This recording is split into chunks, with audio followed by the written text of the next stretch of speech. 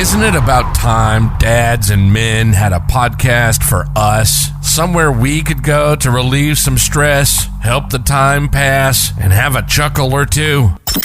A place for us.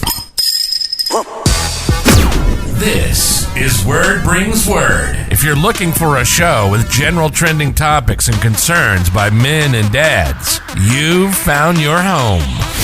Funny, opinionated, real and raw. This is Word Brings Word, and this is your host, Bruce Jackson.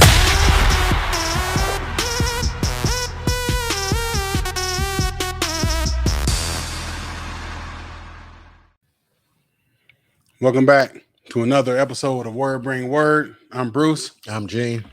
And we're going to see what kind of word we got for y'all after the holidays. You got any word? Man, you know, word bring word. I don't know, man. I've been kind of looking at wrapping up 2020. I ain't going to do like everybody else and be like, oh, man, next year starting, starting on 2022. Right. I'm going to do this stuff I never did before. But I am going to do something that I never really got heavy into.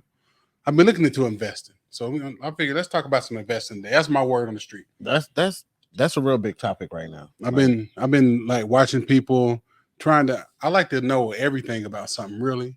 So I'm not saying I'm about to go out and be a Warren Buffett in a couple of days, but I want to be able to explain it to someone else. So I'm like, let's do that on the podcast. Let's use the podcast for that. Because I feel like there's a lot of people who missed opportunity because it feels so far-fetched. You know, when they hear about it, they're like, what? You know what I mean? I mean, I know for me, I remember a little far back when Bitcoin and all that was big, and then everybody got in it, and then it all crashed. And I remember thinking back then, before I got in it, like, oh, it's too late. Yeah. Well, you think it's too late? Or you think, oh, that's cool, but what is Bitcoin? What is that? You know what I mean? Yeah. I mean, for the first 10 times I heard somebody talking about Bitcoin, you better get on that Bitcoin. I'm like, what is a Bitcoin?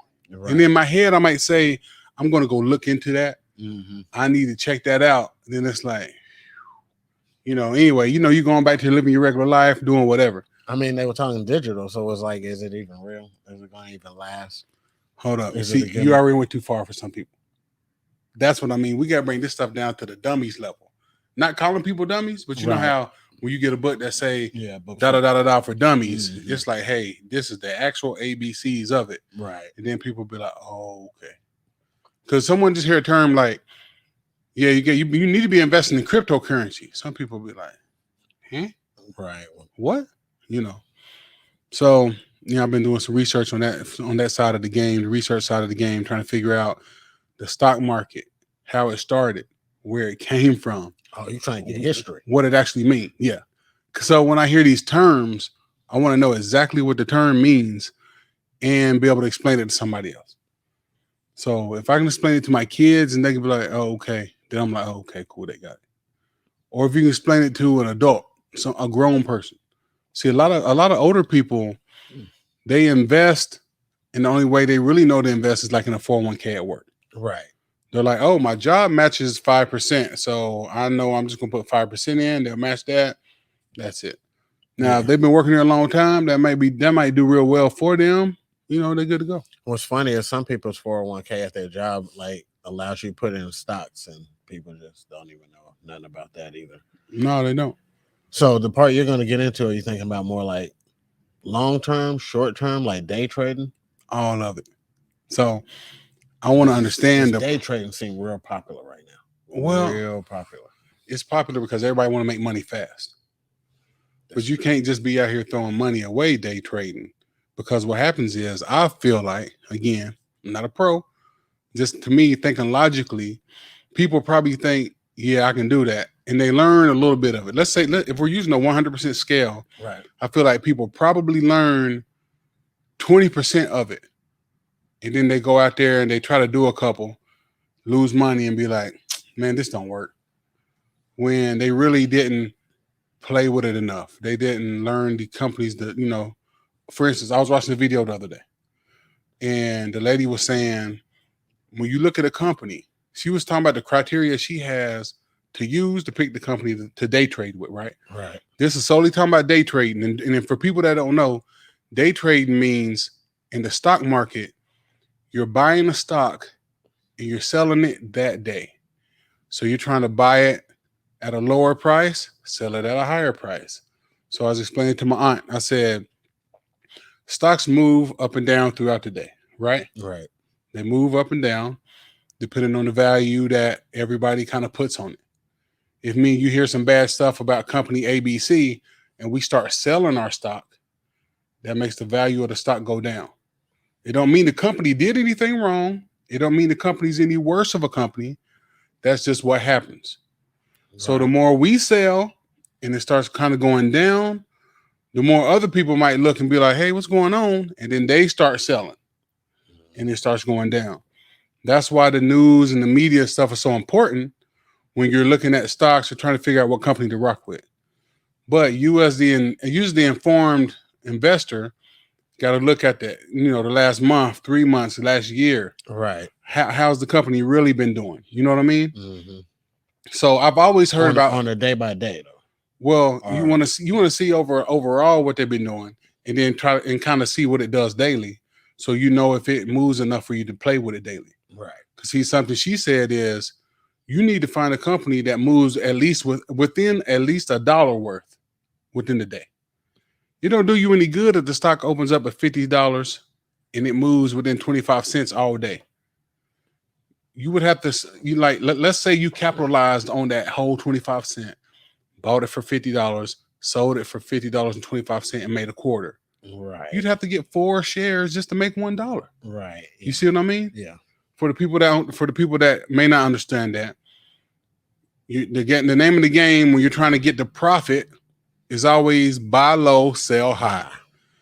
Day trading means you want to buy the company lower and you want to sell it while it's higher that day.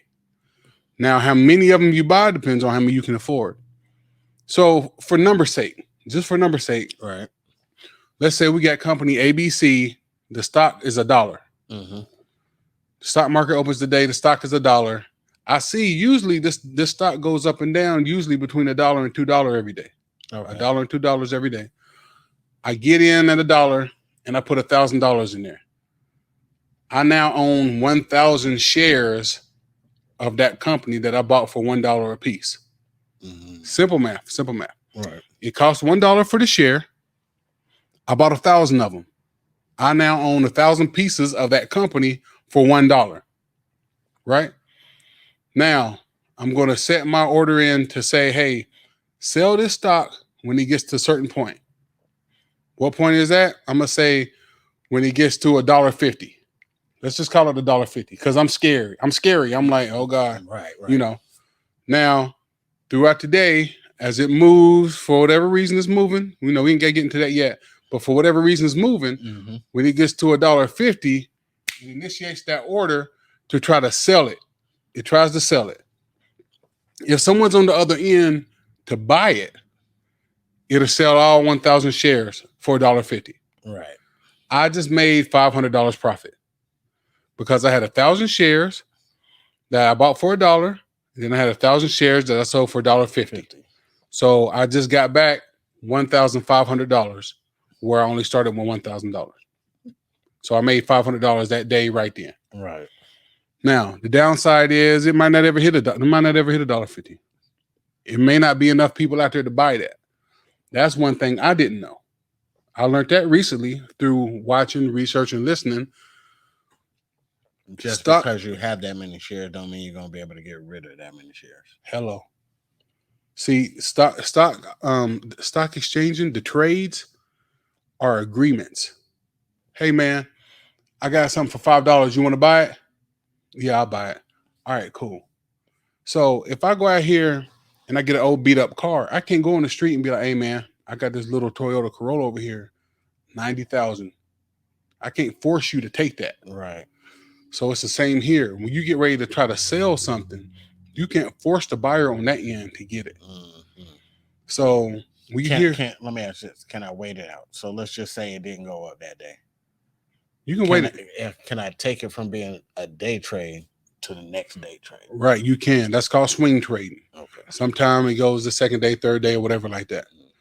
And depending on the platform you're using to do your trading, you have to have so much money in there to be able to do so much day trading.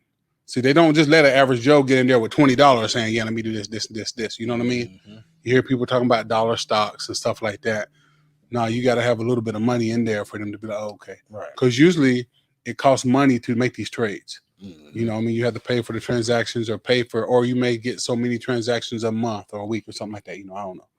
Just depending on the platform you're on. Right. But that's just all the stuff I'm researching and trying to learn now. But the biggest got you for me was just because you're selling doesn't mean that there's somebody buying. Because I used to always hear buy low, sell high, buy low, sell high. And so when a cryptocurrency like the Shiba coin was big, Right. or Dogecoin was big, you would hear about all these people that all of a sudden had millions of dollars worth of Shiba coin or millions of dollars worth of Dogecoin. Right. So for number's sake, let's say you bought the Dogecoin and it cost a nickel. And you were like, a nickel? Psh, let me buy 5,000 of them. Right. Right. Now, let me get my handy dandy calculator out so we can do real math. Now you bought them at a nickel, right? Yep. 0.5. 0.05 times how many I say you bought? 1,000 or 5,000? 5. 5,000. So in the calculator, 0.05, that's a nickel, times 5,000. That's $250. That's how much you paid. You paid $250 for 5,000 shares or pieces of that coin, that cryptocurrency. Right. You know what I mean? Mm-hmm. Just for simplicity, let's just say pieces of it, right? Let's say something happens, boom, it shoots up. Now it's worth $1. That's the kind of jumps that's happening when everybody do what's called dumping and everybody's putting money in and all this other stuff. It shoots up to $1. Right. Now, you got 5,000 shares.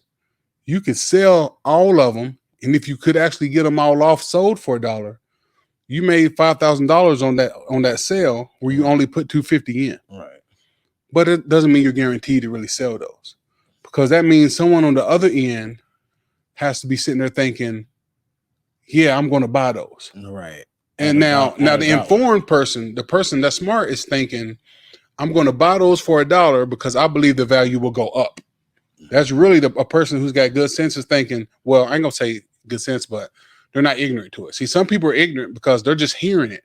See, by the time, like if you're not really studying it, by the time you hear about it, you're wanting to get in. Oh, let me get in. How much it costs? $1? Here, I got $200. Let me get in. Right. But it really might be, it's too late. The person you just bought it off of, the one that made the money now. You see what I mean? Mm-hmm. It's like somebody trying to get into Bitcoin now. But there's people who got into it in 2015 when it was a couple $100. Right. Now it's $54,000 for one. Mm-hmm. So, but still, that comes with understanding the buy trades and whatever. But there may be someone out there buying it, and there may not be. Right. Now, hold up. While you're trying to sell it for $1, or while you're trying to sell them all, while the value's $1, that value could be slowly declining, and you're like, oh man, you know what I mean? Hold up. Next thing you know, it go down from that nickel worth to 2 cents. Now, stuck with them. Now you got 5,000 coins worth $100. You spent $250. You just lost $150 because you were riding the wave of other people who's like, man, this right here gonna be it. This gonna be it. Da da da da da. Now you got to decide. So I mean, one thing I know I've always heard is you never really lost money until you sell it. Right. So you gonna hold on to them and hope they go back up, or are you gonna cut your loss and say, let me go ahead and just stop the bleeding, sell it now, take that 150 loss, and get back in the game another way. That's the hard part about the day trading, trying to make the fast money. Long-term investing, you get a good company, Amazon, Apple, Microsoft, somebody like that, that's been around a long time improving. Right. You know they're constantly innovating. You know they got a lot going on, and you say, you know what? I got this much money in the bank or this much I can invest, or I'm going to start me a little plan where they got apps nowadays, so simple. You can go on the app and say, hey, Send $20 a month over here to this stock. Connect it to my account every week, every 2 weeks, every month. $20. Just. I think that really would be a good idea, a good plan for a kid. I was about to say, a good Christmas gift. Yeah, good Christmas gift too. Birthdays. Hey, what you gonna get? No, don't get them nothing. Get them a piece of that Microsoft. Right. Because now I know you can get these stocks, and you don't have to be able to afford the whole stocks. You can buy pieces of it. Hello. I know Robinhood was big for that. When I got on the Robinhood app, I mean, shout out to Robinhood. Hold up. First of all, we're not financial advisors, so don't nobody go out doing what we're doing just because we say that. Hello. This is just things we're learning, and we're going to try to bring y'all along the way. And so if y'all have questions, ask them in the comments. We're going to do good about trying to answer them or trying to get you the right information, because I promise you, I don't have all the knowledge. I'm just learning, and I'm going to try to bring everybody else along with me while learning. Yeah, we, studying up on it, looking up on it. Because one thing that I realized is last year with COVID, everybody started their own business. Oh, yeah. Well, the businesses ain't going to last. So it's like, not all of them. Most businesses don't last. You know what I mean? Just in general. About 3 out of 5 fail. So why not be able to take some of that money and invest it and let that money be working for you? You may be able to make a good investment and let that money be making more money for you than the business you started. Well, the first thing I think people need to do, honestly, is take their money out of these banks and put it over into Roths and stocks that's long term. I mean, your turnover is just better if they're actual saving accounts. Now, some people have saving account that they need the money. You said some people got savings account that what? They actually need the money. Like, they need the money like yesterday. Like, they can't afford to have this sit over there and be sitting long term. Like, they have to be able to get to it right then and there. Can't afford to wait for it to turn around, to go through the process of transferring the money here to there. They need that then. So now we're talking how available is my money? Yes. How fast can I get to it and touch it? So let's talk about saving accounts. Let's talk about that. They put the wool over our eyes. They got us. Ever since I was young, I've always heard you need a savings account. You got to have a savings account. Preach. And it's just like, okay. It's not until I got older and started talking to more people that's got the financial information to realize, man, the savings account for what? Like, the bank is allowed to do so much with our money, and barely give us a little chunk and a little piece of it, a little piece of what we got in there. So they control our money. So interest is money you make off of your money being there, right? Right. So it's basically like saying, hey, put your money in this bank and let it sit. While it's sitting here, if you let this money sit for a year, we're going to give you this percentage. Now, when I was younger, I remember the percentages for saving accounts being like 1 or 2%. Now, I Googled this morning because I'm like, let me make sure I got real numbers here. Real facts. Man, if I didn't see 0.5%, 0.4%. 0.4, 0.3. And I'm like, point. Somebody with no knowledge in the stock market, no knowledge, who could just say, hey, I just need help setting up an account to get to the stock market. I need to connect my bank account to it. And then I need to be able to put money in here and buy a stock. Someone who could just do that could make so much more money off of their money being in an account, being out there and there. You know what I mean? That's wild. I mean, there's stocks out here. Again, when you go look at that performance of the stock to see how well did that stock do the last 3 months, 6 months, a year. So we're talking about a year. 8%. When we're talking about annual interest 13. rate. Annual. Now, people don't know. You go look at that savings account, how much you get in annual. So they're saying over the year, the annual means year, we will give you 0.5% of what you got right there. All right, so let's do some numbers. How much you think the average person got to save that they can say, let's put this over there? I mean, I know there's not a lot of money out in the community, but the average person. Okay, I'm gonna give them $1,000. $1,000. So I'm gonna give them. So let's do $1,000 times 0.5%. Yeah, that's $5. $5. $5. I remember back in the day looking at my statement, seeing $3, wondering what that meant. That can't be right. I'm gonna do it again. $1,000 times 0.5.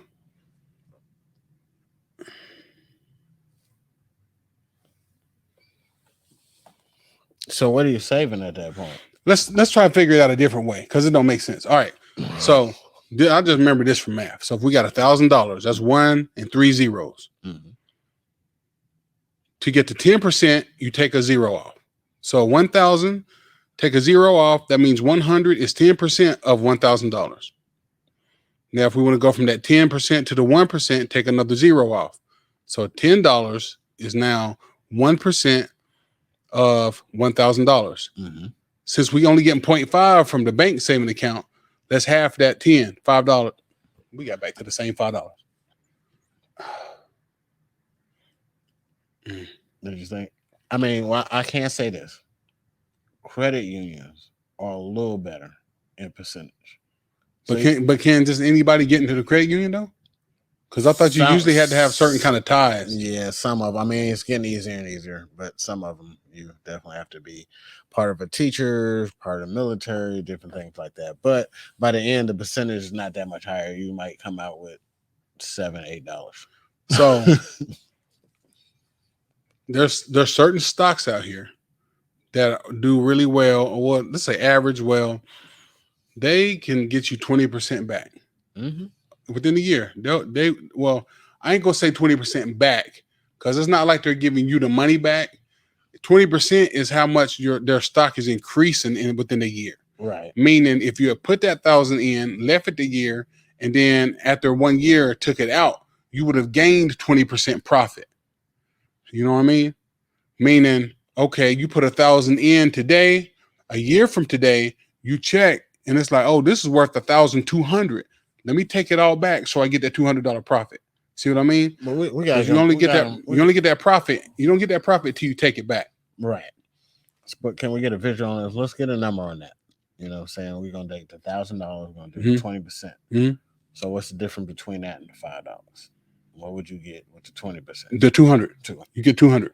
So 200. Right. So for letting this company have your money for a year, if it went up in value for 20% worth, that 1,000 is now worth 1,200.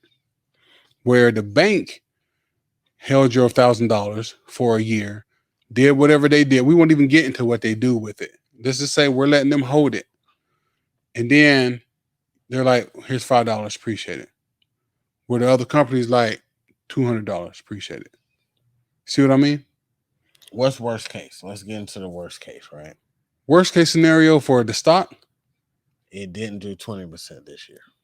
If it didn't, I mean, worst case scenario. What's the average numbers? Because I know when I looked it up, I don't know. The average is always going to be different depending on. Seeing around, you can probably find a company out there that's going to guarantee to get you about 8%.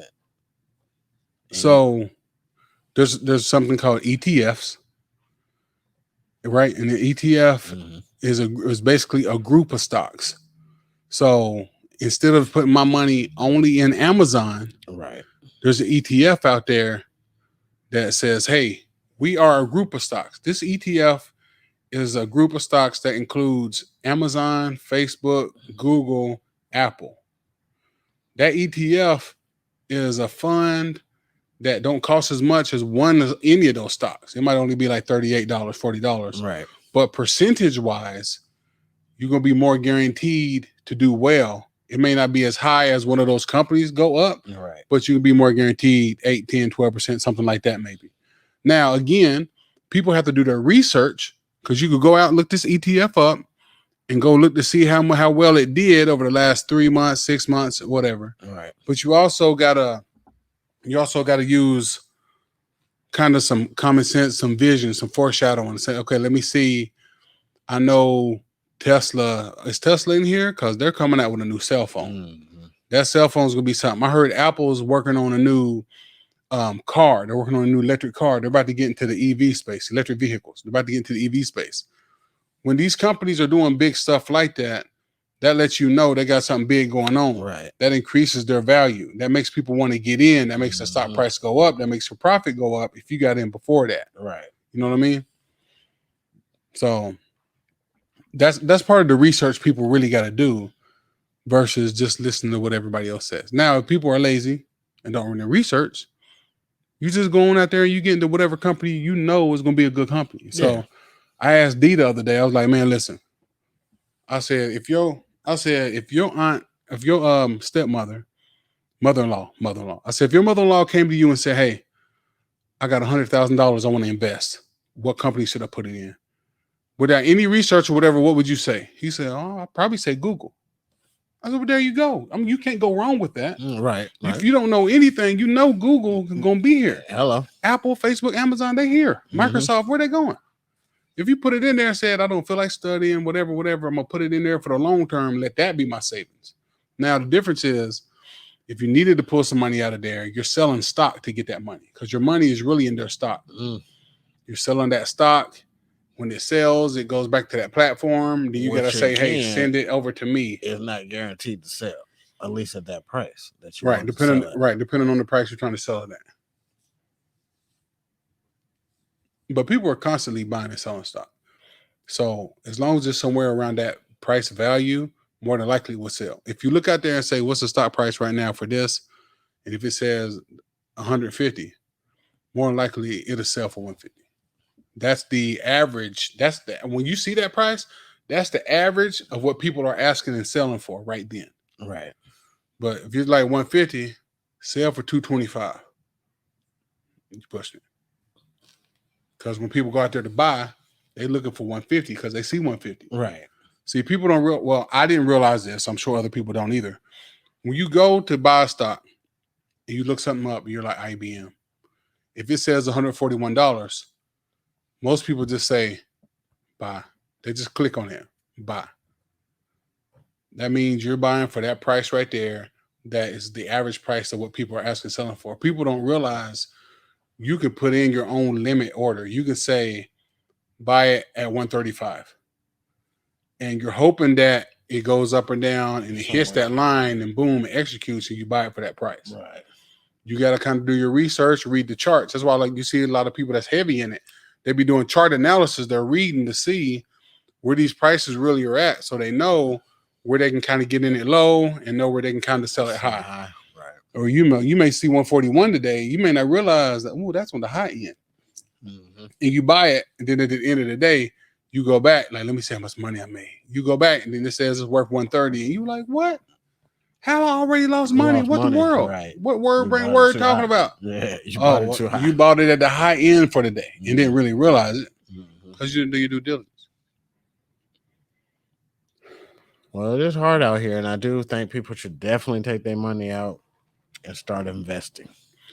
Yeah, you gotta do something. So you know anything about this crowdfunding? Crowdfunding? I mean, I know a lot of people do the crowdfunding, getting money from others, for that group, for that common purpose. I know certain platforms like Indiegogo, right, and certain places like that. I know if you got a project, you can go to that project and say, you can go to the platform and say, hey, this is my project. This is how much I need or whatever like that. But you got to have the whole spiel ready. It's to me, it's kind of like Shark Tank. Yeah. Hey, this is what I'm going to do. This is what we've tested it. This is what I know is going to be good. We're going to be big. This is what I need. And then they got your packages. Usually, the people usually put together to say, well, if you give me this much, you're going to get this. If you put this much, then that's the gold level. We're going to give you this. You put this much, that's the platinum level. We're going to give you this and this and your name on the wall when we start up. Right. You give me this much, that's the elite. We only got 5 of those we selling, but we're going to give you all of that plus fly out to say hello and thank you and eat lunch with you. You know what I mean? Right. Just different things like that. Because now you're an investor.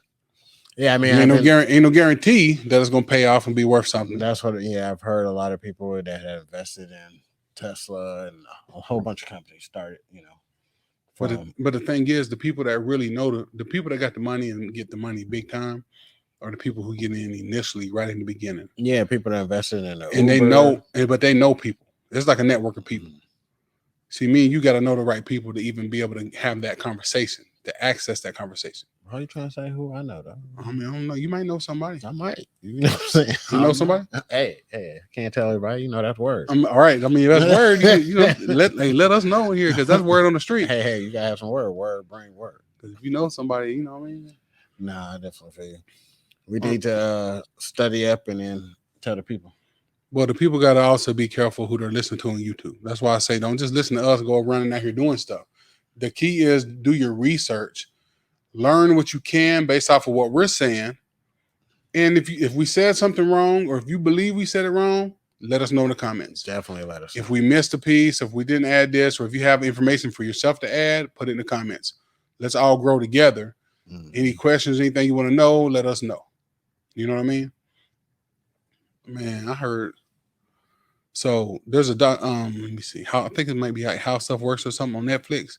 They got a real good episode on the stock market, and they talk about how the stock market works, and they went back to talk about how back in the day people were putting money into the ships when ships would go across seas on voyages, trading this and trading that. You know what I mean? They would put money into it, trying to get some of that profit back. You know what I mean? So I was like, You know, so when you really look at these shares of a company, I got company ABC, right? Yeah.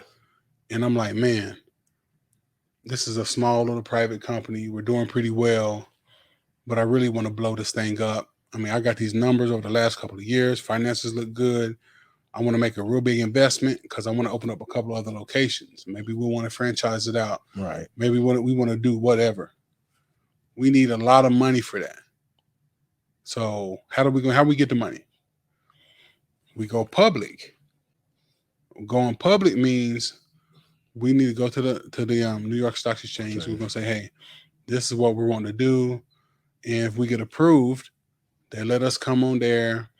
And I don't know how to determine the number of shares you get, but basically, I'm sharing my company with this other person. When you buy the stock, you're buying a share of my company, which is why it's called a share. Mm-hmm. Now, in the exchange, you may hear it called a security, or we may hear other words, but when you hear shares, investments, stocks, that's a share of my company, right? So then, once you go public like that, and you've got all these shares, and I'm selling them out here to all these other people, all of that money that's coming in is for me to help fund my operations and my growth and stuff. Because now my main priority really should be the stockholder. Right. You see what I mean? Yeah. And I used to see some corporate companies that I know about today. I see them laying people off, or I see them making changes and stuff. And I'm like, man, why are they doing that or whatever? Right. But then I realized the more I study the stock game, the more I realize the purpose is to look good to your stockholders. Mm-hmm. You know what I mean? They don't have as much loyalty to the workers that work there as they do the investors. Right. The people that invested the money in them, and they got to keep that stock looking good. I mean, the price is looking good. You know what I mean? Mm-hmm. So when we're looking at the books, what's our head count? How much money we making? What's our revenue? You know, all of that's out there for people to see. So what we can't do is have our numbers looking really bad and stuff if we can make changes. So if that means let's get rid of 1/10 of our workforce and hire some contractors, right, or whatever like that, then that's what we do for right now to see if we can get these numbers up or whatever, right? Right.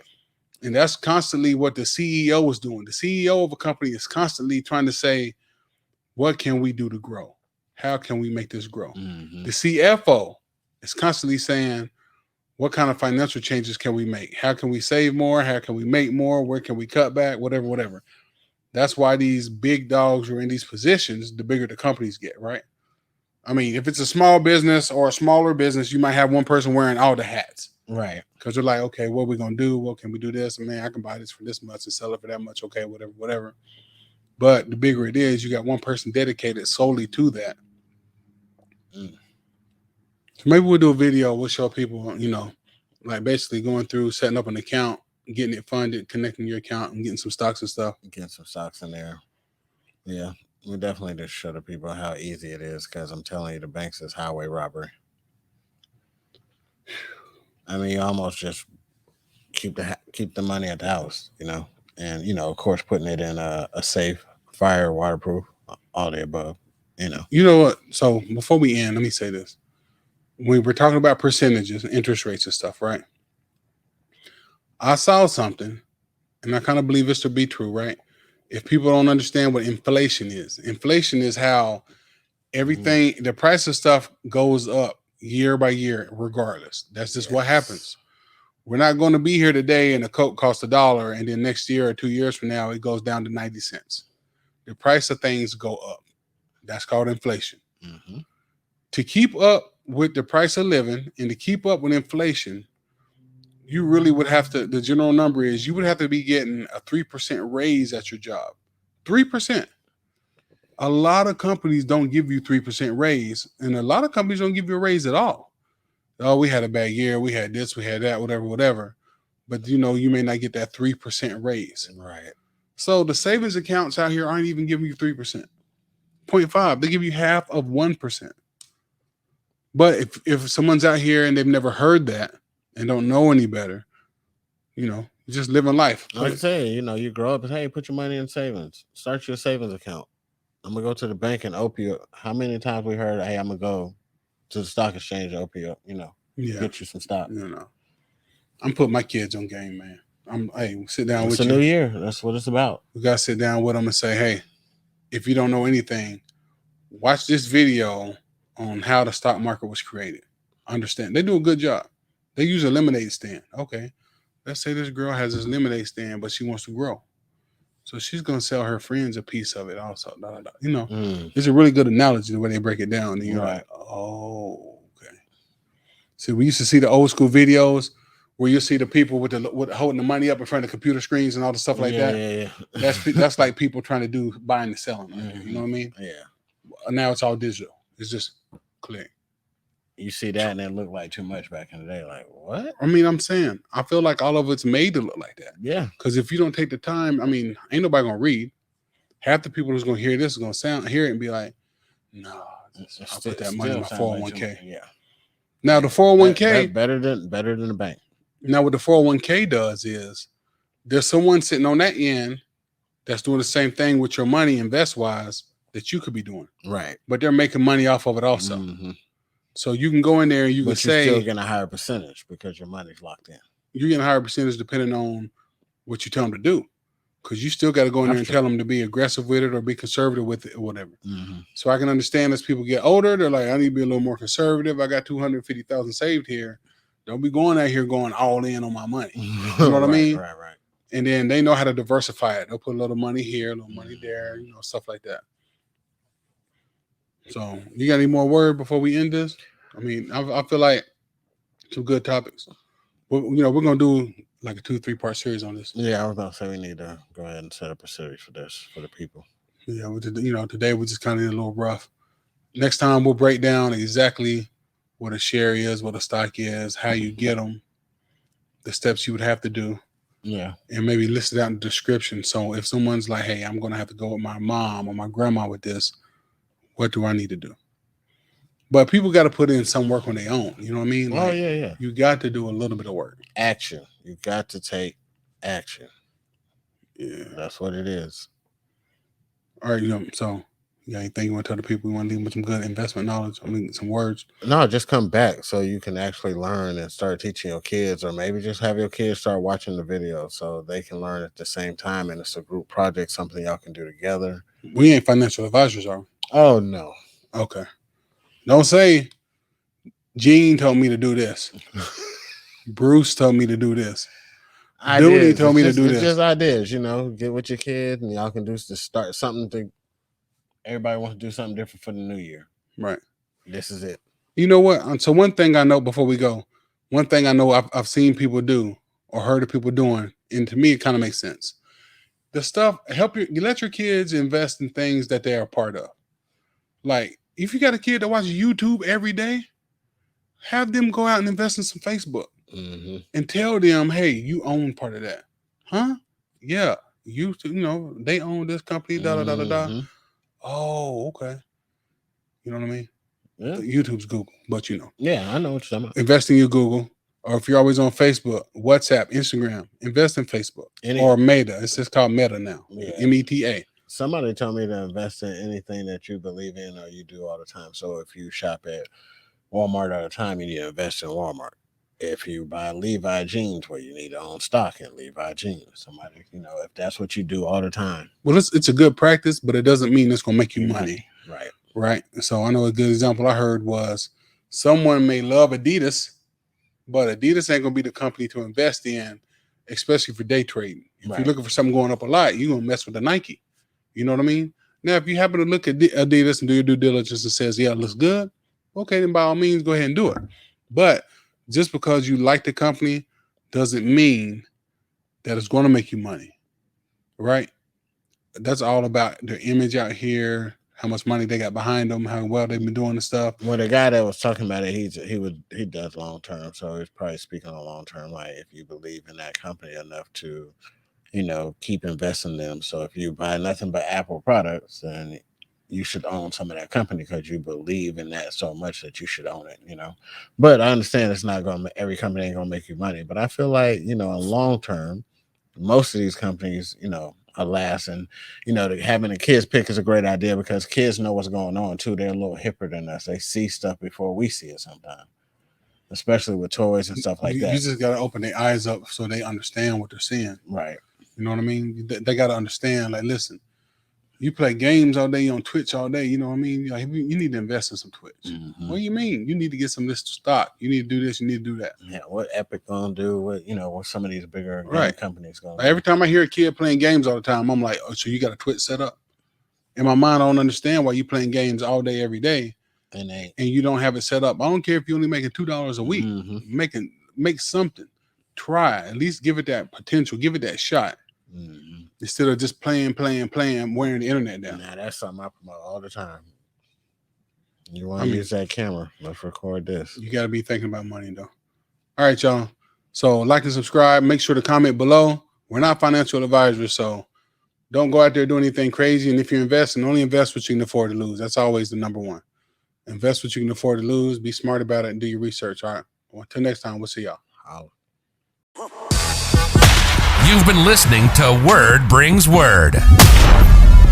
It's Bruce's passion to bring in dads and men to give them a place to talk like dads and men, or to just come and hang out and have a place to pass the time. We hope you enjoyed the show. We know we had fun. Make sure to like, rate, and review the show. We'll be back soon, but in the meantime, hook up with us on YouTube at Word Brings Word. And find Word Brings Word on all podcast channels. See you next time.